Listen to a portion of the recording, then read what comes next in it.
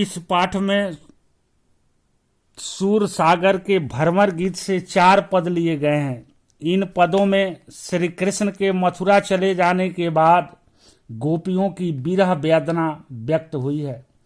भ्रमर का नाम लेकर गोपियों ने श्री कृष्ण के सखा और संदेश वाहक उद्धव पर पैने व्यंग बाण छेड़े हैं।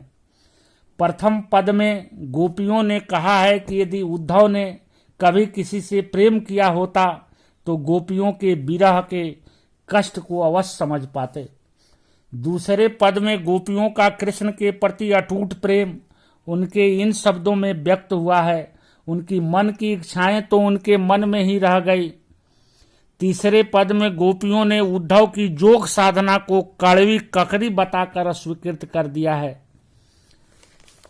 अब जो पद है, उद्धव तुम्हौ अति बड़ भागी, अपरस रहत स्नेह तगाते, नाहिन मन अनुरागे, पुरैन पात रहत जल भीतर, तारस देह न दागे, ज्यों जल माँ तेल की गागरी, बूंद न ताको लागे, प्रीति नदी में पाव न बोरो, दृष्टि न रूप परागे, सूर दास अबलाहम भोरी, गुर चाटी ज्यों पागे।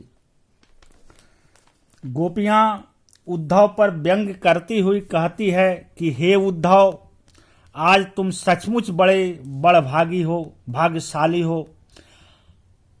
आप प्रेम की डोर से मुक्त हो रहे हो, कभी प्रेम बंधन में नहीं पड़े, आपके मन में प्रेम का अनुभव ही नहीं आया। जैसे कमलनी के पत्ते जल के भीतर रहते हुए भी उससे नहीं भींगते, उसी प्रकार आप भी संसार में रहते हुए प्रेम के तरल स्पर्श से वंचित रहे हो।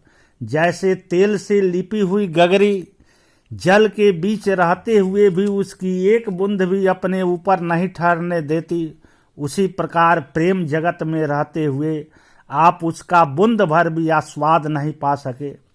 प्रेम नदी में स्नान करना तो दूर, आपने तो उसमें कभी पैर तक नहीं डुबोया।